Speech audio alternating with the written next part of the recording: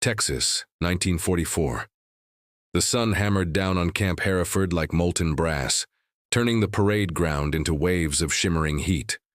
Beyond the wire, cattle moved through mesquite and dust, their shapes dissolving in the distance where earth met sky.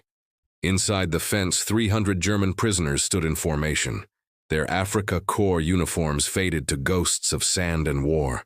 They had crossed an ocean expecting execution.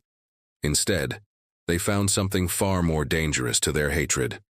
A man named Roy Mitchell who refused to see them as enemies. What happened next would force the U.S. Army to choose between regulations written in Washington and a life hanging by a thread under the relentless Texas sun. The train cars rattled west through the night, steel wheels grinding against rails that stretched endlessly toward a horizon none of the prisoners had imagined. Inside the darkened cars, men sat shoulder to shoulder, silent, their thoughts crossing back over the Atlantic, to a war that seemed increasingly abstract the farther they traveled from its front lines. Franz Weber pressed his face against the narrow gap in the wooden slats. The landscape scrolling past bore no resemblance to the propaganda films they had been shown in training camps outside Munich. There were no burned cities here, no columns of refugees, no evidence whatsoever of a nation at war. Instead, farmhouses sat peacefully beneath ancient trees, their windows glowing yellow in the dusk. Fields rolled away into darkness, unbroken, untouched. He expected cruelty but found confusion. The train slowed near dawn, brakes screaming against the stillness. When the doors finally slid open, light poured in like water, blinding after hours of darkness. The prisoners stumbled out onto a wooden platform, blinking, disoriented, their boots hitting Texas soil for the first time. The heat struck them immediately. It was June, and the sun was already climbing, burning away the last cool shadows of night. Dust hung motionless in the air between the platform and the camp gates, suspended like a held breath. Roy Mitchell stood waiting. He was 42 years old, a rancher from the Panhandle who had volunteered for guard duty after his son shipped out to the Pacific. The Army had given him a uniform 2 sizes too large and a rifle he rarely carried. He watched the prisoners descend from the train cars, studying their faces with the same careful attention he gave to livestock, not with contempt, but with genuine curiosity about what lay beneath the surface. They look like boys, he thought. Most of them can't be 20. The commanding officer, Lieutenant Colonel Harrison Webb, stood beside him with a clipboard and the rigid posture of a man who had never questioned an order in his life. Plenty more where that came from, he said, not looking up from his papers. You'll have your hands full keeping this bunch in line. Roy said nothing. He had learned in his 4 decades that silence often revealed more than questions.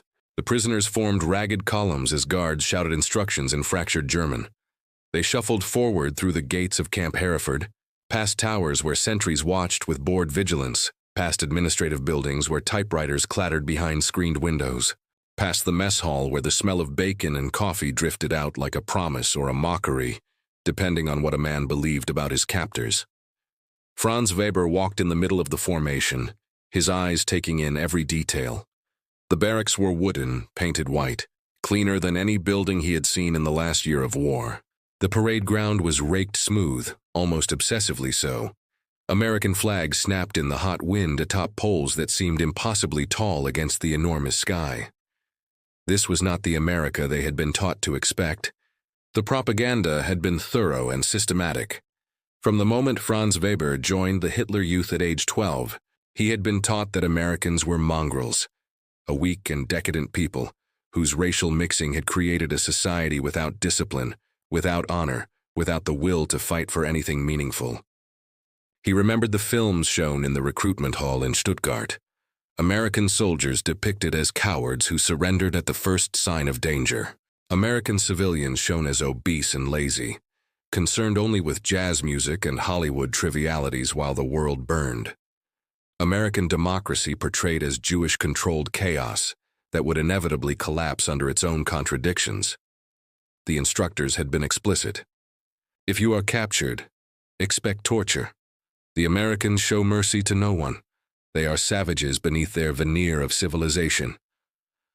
Franz had believed every word. Now, Standing in the mess hall on his first morning at Camp Hereford, he stared at a breakfast that contradicted everything he had been told. Eggs, scrambled and steaming. Bacon, thick-cut and crispy. Toast with real butter. Coffee that smelled like something from before the war, when his father still owned the bakery in Stuttgart, and Sunday mornings felt eternal. Across the room, American guards sat at their own tables, eating the same food. Not better rations, the same, identical. They laughed and joked, their voices carrying across the hall with a casual friendliness that seemed almost obscene to men who had spent years under military discipline that brooked no levity. Karl Drexler, a tank commander from Hamburg who had been captured in Tunisia, sat beside Franz. He had been in American custody longer, had spent 3 months in a camp in New York before the transfer west. He spoke in a whisper that barely rose above the clatter of forks on metal trays. "They feed us like this every day. 3 meals. More food than I saw in the last year in Africa." Franz picked up his fork. The eggs were hot, seasoned with something he couldn't identify. Pepper, maybe, or some American spice. He took a bite and felt something inside him shift, a small crack in the foundation of certainty he had built over years of indoctrination. The bacon followed, salty, rich, impossible. In Germany, his mother and sisters were subsisting on black bread and potato soup. Here, prisoners ate like civilians had eaten before the war, like people whose country wasn't burning. For the first time since his capture in Sicily, he felt ashamed of his hunger. Roy Mitchell had not wanted to hate anyone. He had been raised by a father who quoted scripture at breakfast and believed that every man deserved a chance at redemption, even men who had made catastrophic mistakes. When the war began, Roy had felt the appropriate surge of patriotism, the necessary anger at Pearl Harbor, the conviction that America was fighting for something worth the sacrifice. But hatred required an energy he didn't possess. It needed constant feeding, constant reinforcement, and Roy had spent too many years watching nature to believe in absolute categories. He had seen coyotes nurture abandoned pups. He had seen bulls that should have been vicious turn gentle in the right hands. He had learned that circumstance shaped behavior as much as character, and character itself was more fluid than most people admitted. The prisoners at Camp Hereford tested this philosophy daily. Some were true believers, men who clicked their heels and whispered "Heil Hitler" when they thought the guards weren't listening. These men Roy watched carefully, but did not hate. They were dangerous in their certainty, but certainty could be eroded by time and evidence, worn down like stone underwater. Others were simply exhausted. They had fought because the alternative was execution. They had believed because the alternative was too terrifying to contemplate. These men Roy recognized immediately. They moved through the camp with the shuffling gait of people who had stopped expecting anything good, but hadn't quite given up hoping for it. Franz Weber fell into this second category. Roy noticed him the third day, during work detail in the camp garden. The prisoners had been assigned to help maintain the vegetables that supplemented their rations. Tomatoes, squash, peppers that struggled in the harsh Texas soil, but somehow survived. Franz worked with a precision that suggested prior experience, his hands moving efficiently through the plants, removing weeds, checking for insects, treating each tomato vine like something that deserved care. "You know farming?" Roy asked, approaching the section where Franz worked. Franz looked up, startled. His English was minimal, learned from a phrase book during the long voyage across the Atlantic. "A little. My grandfather." He gestured vaguely, as if the past were a location somewhere behind him. Roy nodded. He understood that gesture. The war had turned everyone's past into a foreign country. "These need water," Franz said, pointing to a row of struggling pepper plants. "Too much sun." Roy considered this. The kid was right. The peppers were planted on the western side of the garden, exposed to the full force of the afternoon heat. "They're in the wrong spot," Roy said. "We'll move them tomorrow." Franz looked surprised, as if he had expected his observation to be ignored or punished. Instead, Roy made a note on the small pad he carried and moved on to inspect the rest of the garden. That evening, Franz wrote to his mother for the first time since his capture. The letter would take months to reach Stuttgart, routed through neutral countries and Red Cross offices, subjected to censorship that would black out any useful military information. But he wrote it anyway, needing to put words to the cognitive dissonance that was becoming harder to ignore. "I don't understand this place," he wrote. "The guards treat us like workers, not prisoners. We eat the same food they eat. They ask our opinions about gardening. One of them, a man named Mitchell, looks at us like we're people who made a wrong turn, not enemies who deserve to die. I don't know what to do with kindness when I was taught to expect brutality." He didn't mention that he was beginning to suspect the propaganda had lied about more than just the food. August arrived with temperatures that made hell seem like an optimistic metaphor. The thermometer outside the camp office climbed past 110 degrees by noon, and the air shimmered with the kind of heat that made rational thought difficult and tempers dangerous. The prisoners worked shorter shifts during the worst hours, but even reduced labor left them drenched in sweat and dizzy with heat exhaustion. The camp physician, Captain James Eldridge, moved through the barracks each evening, checking for signs of heat stroke, distributing salt tablets, warning about the dangers of dehydration in a climate that could kill the unprepared. Franz had adapted better than most. He had learned to drink constantly, to wet his shirt before going outside, to work in the thin shadows cast by buildings when possible. He had also learned the rhythms of the camp, when the guards were attentive, when they relaxed, where the blind spots existed in the tower sight lines. He had no plans to escape. The thought had occurred to him naturally, but where would he go? They were hundreds of miles from any coast, thousands of miles from Germany. Mexico was closer but no safer for a German soldier. The war in Europe seemed increasingly distant, increasingly irrelevant to his daily existence in this strange Texas camp where the enemy fed him bacon and asked his advice about vegetables. But Karl Richter had different ideas. Richter was 34, a sergeant from Berlin who had been a committed Nazi long before the war. He had joined the party in 1935, had marched in Nuremberg rallies, had believed with absolute conviction that Germany was destined to rule Europe, and that anyone who opposed this destiny was either evil or deluded. Capture had not diminished his beliefs. If anything, it had hardened them, transformed them into the only stable thing in a world that had become incomprehensible. He organized a small group of like-minded prisoners, 6 men, all true believers, all desperate to do something, anything, that felt like continued resistance. They planned their escape for a moonless night in late August, intending to slip through the fence on the eastern perimeter, where the wire was oldest, and the tower's sight lines converged poorly. Franz discovered the plan by accident. He had gone to the latrine after lights out, unable to sleep in the suffocating heat of the barracks.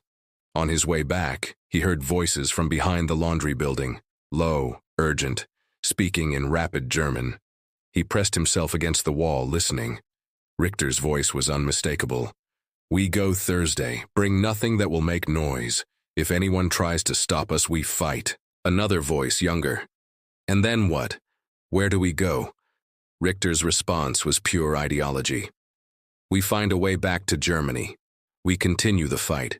We don't sit here eating American food and forgetting who we are." Franz felt his stomach turn. He knew escape was futile. Knew that anyone who tried would be shot or caught and returned to face military tribunal. Knew that Richter's plan would end in blood, quite possibly including the blood of guards who had treated them with unexpected decency. He thought about Roy Mitchell asking his opinion about peppers.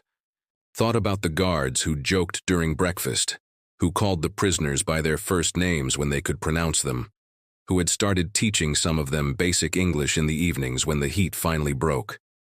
Franz made a decision that would haunt him for the rest of his life. He reported the escape plan to Roy Mitchell. Roy stood in the small office he shared with 2 other guards, listening to Franz Weber speak in halting English, supplemented by desperate hand gestures. Outside, cicadas screamed in the darkness, their sound rising and falling like air raid sirens from a war that felt very far away. 6 men, Franz said. Thursday night, East Fence. He drew a rough map on a piece of paper, marking the location, the time, the names of the conspirators. Roy studied the young German's face. "Why are you telling me this?" Franz struggled for words. He had been wrestling with this question himself for the last 3 hours, lying on his bunk while the barracks slowly cooled, and his fellow prisoners slept unaware of the betrayal occurring in his mind. "Because they will die," he finally said, "or they will kill. Both bad." Roy nodded slowly. He understood both the logic and the moral complexity of the position Franz had put himself in. In the rigid moral universe of military culture, what Franz was doing would be seen as the right thing, protecting order, preventing violence. But in the culture Franz came from, in the barracks where he slept and ate and spent his days, he had just committed the unforgivable sin of informing on his comrades. "I need to report this," Roy said quietly. "Do you understand what that means for you?" Franz nodded. His eyes were steady despite the fear Roy could see in the tension of his jaw. "I know."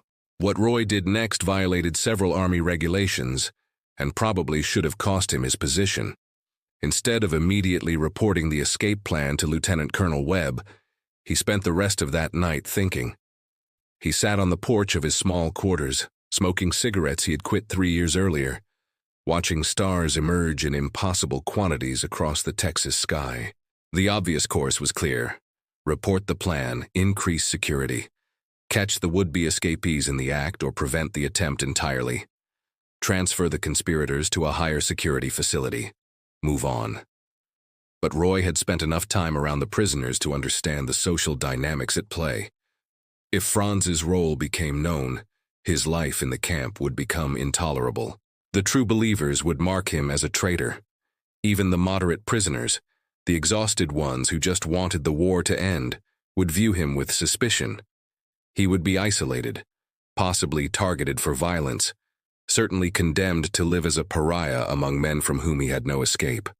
Roy made a decision that would define his war.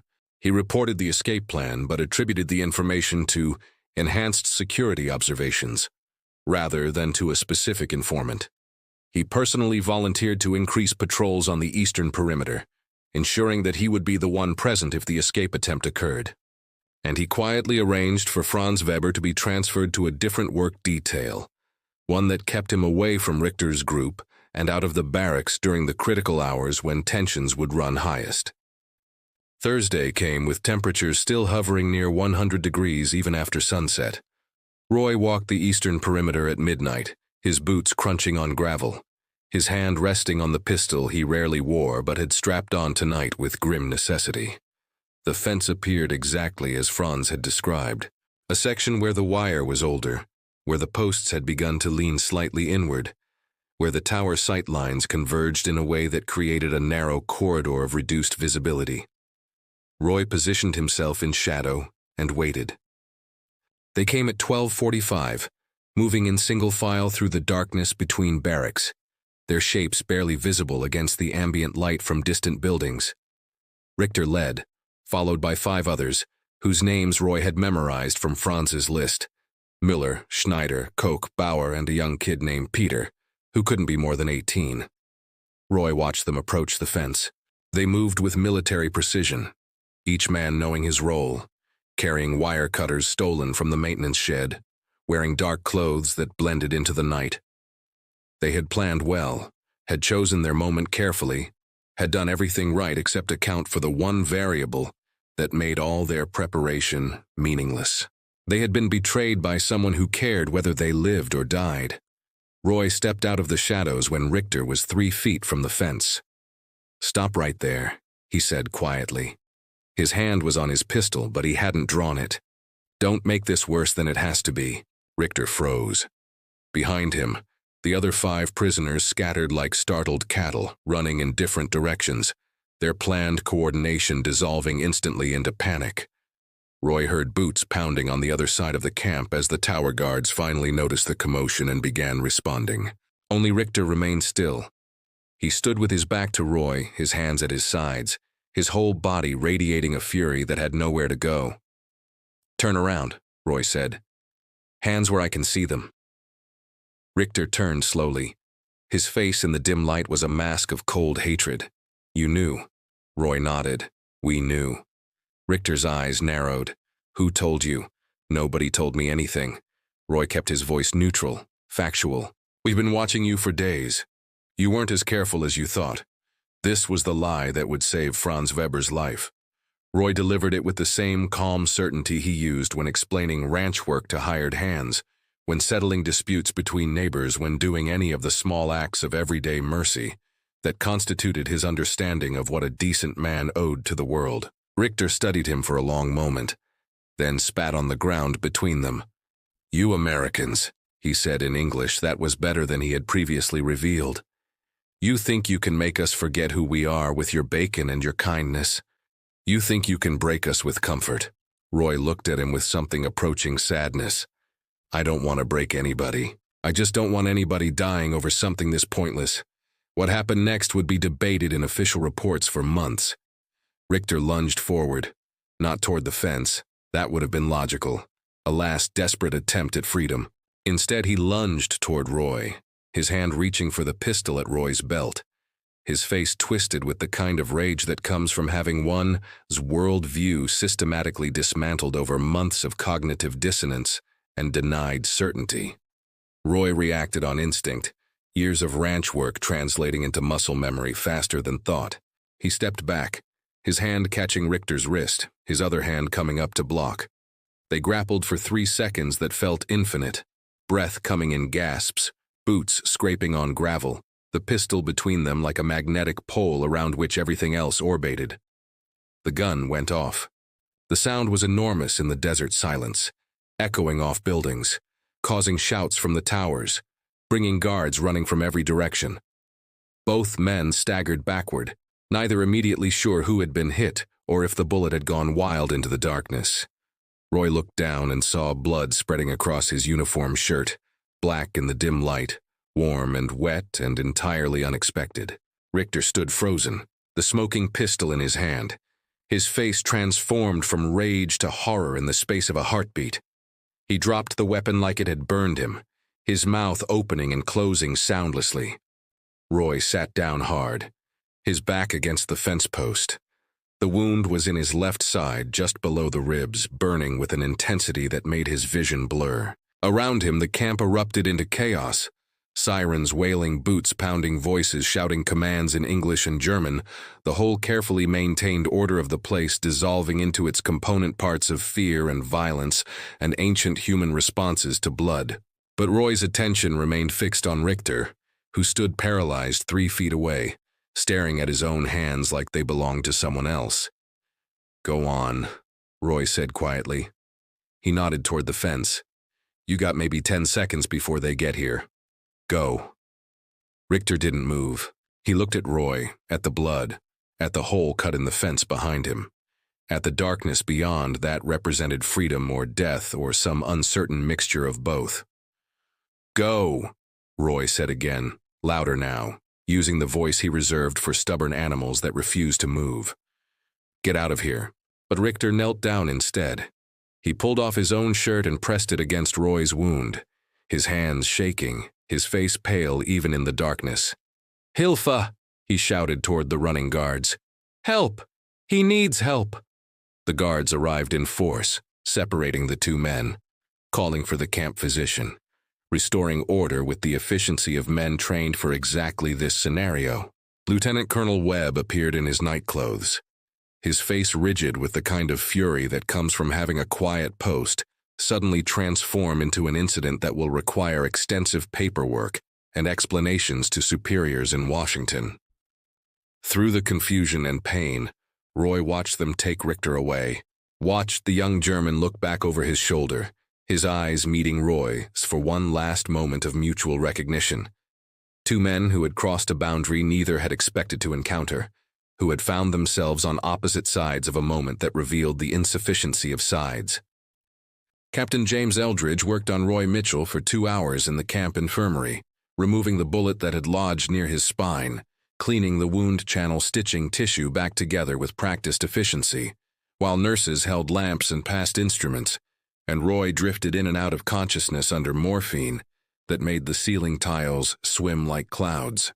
"You're lucky," Eldridge said when he finally stepped back, stripping off blood-soaked gloves. "Another inch to the right and we'd be shipping you home in a box." "Lucky," Roy repeated. His voice sounded distant even to himself. Yeah. Lucky. He woke fully the next morning to find Lieutenant Colonel Webb sitting beside his bed, holding a clipboard and wearing an expression that suggested sleep had been minimal and satisfaction entirely absent. "Tell me what happened," Webb said. "All of it. No embellishment." Roy told the truth as he had constructed it. The escape plan discovered through enhanced surveillance. His decision to personally monitor the high-risk area. The confrontation with Richter. The struggle for the weapon. The shot. He left out only one detail. The name, Franz Weber. Webb listened without interruption, making notes on his clipboard in handwriting so precise it looked like typography. When Roy finished, Webb sat silent for a long moment, his jaw working like he was chewing over words before deciding which ones to swallow and which to spit out. "You violated protocol," Webb said finally. "You should have reported the escape plan through official channels. You should have assembled a proper response team. You should have maintained appropriate distance from the prisoners. You should have done about 15 things differently than you did." Roy nodded. "Yes, sir." Webb looked at him with eyes that revealed more complexity than his rigid posture suggested. "But you also probably saved that German's life. If he had made it through that fence, the tower guards would have shot him dead within 50 yards. You definitely prevented what could have been a mass escape attempt that would have ended with multiple casualties on both sides." He closed the clipboard. "I'm recommending you for commendation and suspension simultaneously." The Army loves paradoxes. Roy almost laughed, but the movement hurt too much. "What about Richter?" "Richter's in the stockade. He'll face court-martial for assault and attempted escape." Webb's expression softened fractionally. "He's also refusing to eat. Says he won't take American food anymore. Says he'll starve before he accepts kindness from people he tried to kill." Roy closed his eyes. The morphine was pulling him back toward sleep, but he fought it long enough to ask one more question. "The informant, the one who told about the escape plan, his identity stays protected?" Webb looked at him with something approaching understanding. "There was no informant, Mitchell. Remember? Just enhanced surveillance." Roy nodded and let the morphine take him. Franz Weber learned about the shooting the next morning during breakfast. The news spread through the prisoner population like wind through grass, bending everyone in its path, revealing allegiances and character in the pattern of response. Some prisoners celebrated quietly. They saw Roy Mitchell's wounding as justice, as proof that American softness would eventually be punished, as validation that the war was still real, even in this strange Texas camp, where the boundaries between friend and enemy had become disturbingly unclear. Others fell silent. These men, the exhausted ones, the ones who had stopped believing in certainty, looked at their eggs and bacon and felt the weight of shame. Roy Mitchell had treated them with decency and been shot for it. The simplicity of this fact resisted all attempts at philosophical complexity. Franz felt something worse than shame. He felt complicity. He knew with absolute certainty that his information had led to Roy's injury. If he hadn't reported the escape plan, Roy wouldn't have been at that fence, wouldn't have confronted Richter, wouldn't have been shot. The chain of causation was clear and terrible and impossible to escape. Carl Drexler found him in the garden that afternoon, pulling weeds with mechanical intensity, his hands moving fast enough to bleed from torn blisters. "You heard about Mitchell," Carl said quietly. Franz didn't look up. "I heard. He's going to live. Bullet missed anything vital." Franz nodded but said nothing. Carl sat down on the edge of the garden bed. His boots caked with Texas dust that had become as familiar as the mud of Hamburg felt foreign. "It wasn't your fault," he said. "You didn't shoot him." Franz yanked a weed so hard the roots came up with a chunk of soil attached. "I might as well have." Carl studied him for a long moment. Others saw Franz Weber, a 22-year-old soldier from Stuttgart. Carl saw something more complicated. A young man trying to navigate moral territory for which their training had provided no maps. "Did you know?" Carl asked quietly. "About the escape attempt?" Franz's hands stilled. The question hung in the hot air between them like heat shimmer. "No," Franz said. He was a better liar than he had known. Carl nodded, accepting this or pretending to. He stood up, brushing dust from his pants. Mitchell's a good man. Better than most. Better than us. Better than us. That evening, he wrote another letter to his mother. This one he would never send. "I have learned something terrible in this place," he wrote. "The enemy is not who we were told. The Americans are not savages. They are not weak. They are not decadent. They are simply people trying to do a difficult job with limited information and uncertain guidelines. And this is more terrifying than any propaganda because it means everything we believed was a lie, which means we fought and bled and killed, for a lie which means our sacrifices meant nothing except the enrichment of men who saw us as tools rather than people. I don't know how to live with this knowledge.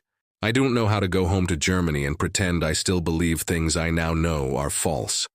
I don't know how to honor the memory of friends who died fighting for a cause I now understand was evil. A man named Roy Mitchell was shot because he tried to prevent violence. He treated us with kindness and was nearly killed for it. If this is what goodness gets you, what hope is there for any of us?" He folded the letter and tucked it between the pages of a book in his footlocker, where it would remain hidden for 60 years, until his granddaughter found it while cleaning out his apartment after his death.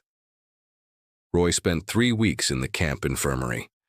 The wound healed slowly, complicated by the Texas heat that made infection a constant risk, and sleep almost impossible. Nurses changed his dressings twice daily, checked his temperature every 4 hours, brought him food he had no appetite for, and water he drank mechanically. He received visitors. Lieutenant Colonel Webb came twice, bringing paperwork that needed signatures and updates on the camp's operations. Captain Eldridge came daily, examining the wound with professional satisfaction at his own handiwork. The chaplain came once, offering prayers Roy accepted with the same polite detachment he showed everything. Not because he disbelieved, but because he had learned over 42 years that faith was too personal to discuss with strangers. Franz Weber did not visit. He wanted to, desperately, but couldn't figure out how to walk into that room and face the man whose blood he felt responsible for. Instead, he worked with increased intensity in the garden, expanding the vegetable beds, improving the irrigation system he had designed using techniques his grandfather taught him in Stuttgart 20 years earlier, when the world was still comprehensible. The other guards noticed Franz's agitation. They didn't know the cause but recognized the symptoms, the restless energy of guilt seeking atonement through work. One of them, a sergeant named Tom Holland, who had been at Camp Hereford since its opening, pulled Franz aside after morning formation. "Mitchell's asking about the garden," Tom said. "Wants to know if the peppers got moved like we planned." Franz looked up sharply. "He is awake?" Tom nodded. "Ornery as a bull with a headache. Won't stop working even from a hospital bed." He gestured toward the infirmary building. "You should go see him. Tell him about the peppers yourself." Franz felt his throat tighten. "I don't think he wants to see me." Tom gave him a long look. "Kid, Mitchell doesn't have a hateful bone in his body. He's probably wondering why you haven't come by." That afternoon, Franz walked to the infirmary carrying a basket of tomatoes from the garden. His hands shook as he approached the building, as he nodded to the nurse at the desk as he walked down the corridor toward the room where Roy Mitchell lay, recovering from a bullet that Franz's information had put in his path. Roy was awake, reading a Western novel with a lurid cover that seemed entirely at odds with the man Franz had come to know. He looked up when Franz entered, his face registering surprise but not, Franz noted with desperate relief, anger. Franz held out the basket. "From the garden. The new irrigation is working." Roy set down his book and took a tomato, examining it with the same careful attention he had always shown the produce. "This looks good. Better than anything we got before." "We moved the peppers," Franz said quickly. "Like you said, they are growing better now. Less sun. Good." Roy bit into the tomato, juice running down his chin, and smiled. "That's real good." They sat in silence for a moment. Outside, cicadas maintained their endless rhythm, and somewhere distant a guard shouted instructions during formation. The ordinary sounds of the camp continued. indifferent to the weight of unspoken things hanging between two men who didn't share enough language to easily navigate moral complexity. Franz took a breath. "Mr. Mitchell, I am sorry." Roy looked at him with eyes that had seen too much to be easily fooled, but had somehow retained the capacity for mercy. For what? Franz gestured vaguely, encompassing the wound, the shooting, the whole cascade of events that had begun with his decision to inform. For this, Roy understood what wasn't being said. He understood the confession embedded in the apology, the guilt Franz carried, the moral territory the young German was trying to navigate without a compass. He could have exposed Franz then, could have confirmed the suspicions that probably already circulated among the more paranoid prisoners, could have placed justice above mercy in the ancient calculation every decent person must make dozens of times daily. Instead, he shook his head. "This wasn't your fault," he said firmly. "This was about men making choices in a situation where all the choices were hard. You didn't shoot me. Richter did. And Richter didn't shoot me because he was evil. He shot me because he was desperate and confused and scared, and those things together make people dangerous." Franz's eyes welled with tears he refused to let fall. In his culture, men didn't cry, especially not in front of enemies, especially not in front of witnesses who might see weakness and exploit it. But Roy Mitchell wasn't an enemy, and that was precisely the problem. "You saved lives," Roy continued quietly. "Mine included. If that escape had gone forward the way it was planned, people would have died. Guards, prisoners, maybe a lot of both. You stopped that. Don't apologize for it." Franz nodded, not trusting his voice. Roy reached out and took another tomato from the basket. "Now tell me about this irrigation system. You using gravity flow or something else?" And just like that, they returned to safer ground. Vegetables and water and the eternal human struggle to make things grow in difficult soil. Karl Richter's court-martial convened 3 weeks later in a converted storage building that the Army had optimistically designated as the camp courthouse. The proceedings followed military protocol with the rigid formality that characterized all Army operations, a formality that felt increasingly absurd to anyone who had spent time in the moral ambiguity of the camp itself. The charges were serious: assault on a guard, attempted escape, theft of military property. In wartime, any of these could carry the death penalty.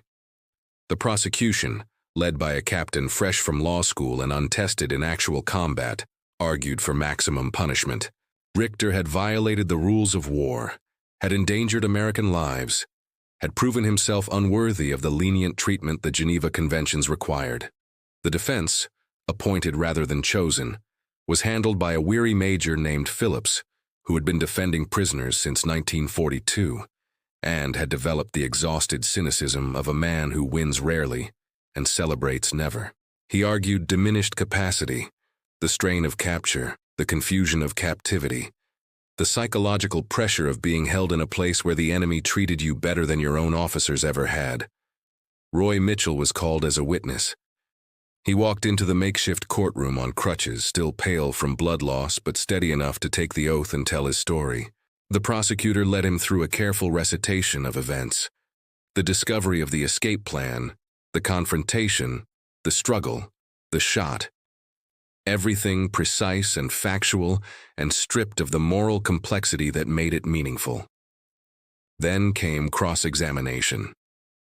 Major Phillips stood slowly, shuffling papers with the theatrical weariness of a man who knew his cause was hopeless, but refused to abandon it entirely. "Mr. Mitchell, did Sergeant Richter deliberately shoot you?" Roy considered this carefully. "He shot me during a struggle for my weapon. Whether that makes it deliberate depends on how you define the word. Did he point the gun at you and pull the trigger with intent to kill?"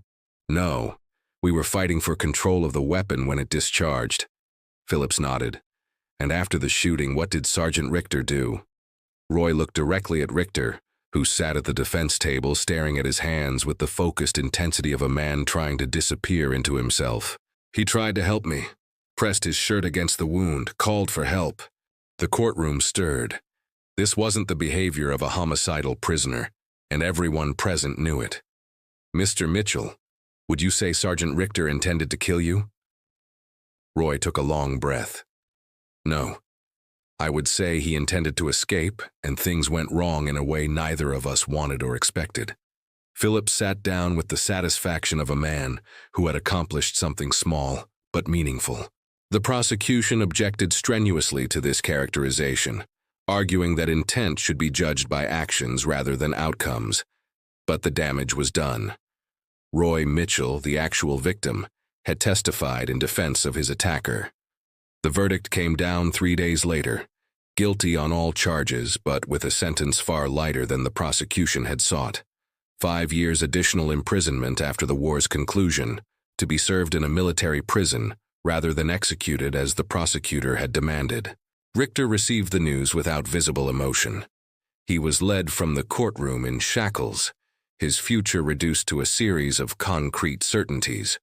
More years behind wire, more time in a country that wasn't his, more meals of food he had sworn not to eat, but would eventually consume because the alternative was death, and even despair has limits. As he passed Roy Mitchell in the corridor outside the courtroom, he stopped. The guards flanking him allowed this brief pause, recognizing that something beyond their protocols was occurring. "Warum?" Richter asked quietly. "Why did you defend me?" Roy leaned on his crutches and met the German's eyes. "Because you're not a monster. You're just a man who got caught in something bigger than either of us. And because I don't believe in adding cruelty to cruelty when mercy costs me nothing." Richter nodded slowly. He wanted to say something more, to explain, to apologize, to bridge the gap between who he had been and who he was becoming. But language failed him in both German and English. Some territories require silence. He was led away to the stockade while Roy watched from the corridor, leaning on crutches, feeling the ache in his healing wound, and the larger ache of knowing that justice and mercy rarely align, and that choosing between them requires wisdom he wasn't sure he possessed. 3 months later, Roy Mitchell received a letter. It had been routed through military postal services, inspected by censors, delayed by the chaos of a war that was entering its final exhausting phase. The return address was listed simply as Camp Hereford, Prisoner Wing C, and the handwriting was careful, almost childlike in its precision.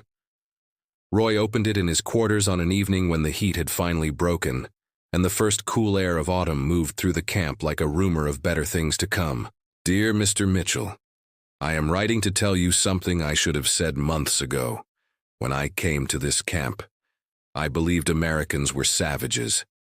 The propaganda showed us films of your soldiers committing atrocities. We were told you would torture and kill us. We were taught that your democracy was weakness, and your kindness was a trap. You proved everything we were taught was a lie. I know you were shot because of information I provided about the escape attempt. I know you protected my identity. I know I owe you my life, possibly several times over. Once when you prevented the escape that would have gotten me killed by tower guards, and again when you kept my name out of reports that would have made me a target. I don't know how to repay this debt. I don't know how to reconcile the kindness you showed with the evil my country has committed. I don't know how to go home to Germany and face people who still believe the lies, who will think I betrayed the cause by learning to see Americans as human. But I want to tell you this. The war Germany was fighting was wrong. The beliefs I held were wrong. The propaganda was wrong. And you were right. You and the other guards here who treated us with decency even when we didn't deserve it, who fed us even when our own country was starving, who showed us that the enemy was not who we were told. You defeated Nazism in my heart more effectively than any bomb or bullet ever could, not through cruelty, but through kindness, not through force, but through mercy, not by becoming the monster we were taught to fear, but by remaining human when it would have been easier to hate. I am ashamed of what I believed. I am ashamed of the uniform I wore. I am ashamed that I ever thought people like you were less than human. I will carry this shame for the rest of my life, and I deserve to. But I want you to know that your kindness changed me, changed many of us. We came here as enemies. We are leaving as men who understand that the real enemy was never the Americans. It was the ideology that taught us to hate people we had never met, to kill people we had no reason to kill, to serve a cause that was evil from its very foundation. Thank you for treating me like a human being. Thank you for protecting me even at risk to yourself. Thank you for showing me that the world contains more grace than I was taught to believe possible. I hope your wound heals completely. I hope the war ends soon. I hope someday I can return to Germany and help rebuild it into a country worthy of the mercy you showed us. With deepest respect and eternal gratitude, Franz Weber Roy read the letter twice, then folded it carefully and placed it in the box where he kept important things: his son's letters from the Pacific, his wife's photograph from before she died in 1941, the deed to his ranch that waited for him somewhere in the future when the war finally ended. He thought about writing back but decided against it. Some things didn't need response. Some things were better left as single moments of honesty in a world that often made honesty dangerous. Instead, he went to the garden the next morning and inspected the vegetables that Franz Weber had so carefully tended.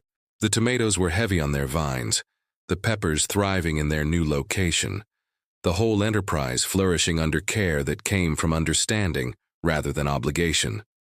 Roy picked a tomato and bit into it, juice running down his chin, and thought about the strange ways war revealed character, not through violence but through the small moments of decency that survived violence, through the kindness that persisted when cruelty would have been easier, through the mercy that some men extended, even when mercy cost them blood.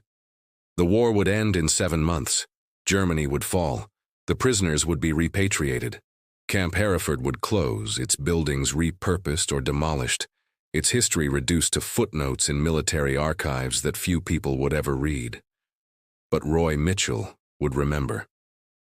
Would remember Franz Weber and Karl Richter, and all the other young men who came to Texas believing lies and left with complicated truths. Would remember that he had been shot trying to prevent violence, and had somehow survived to see the moment transformed into something approaching redemption. Would remember that the real war, the one that mattered most, wasn't fought with bullets and bombs, but with the daily choice between cruelty and mercy, between hatred and understanding, between seeing the enemy as monster or as human.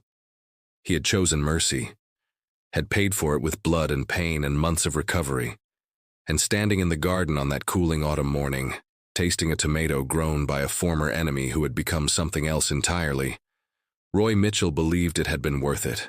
Every drop of blood, every moment of pain, every risk he had taken.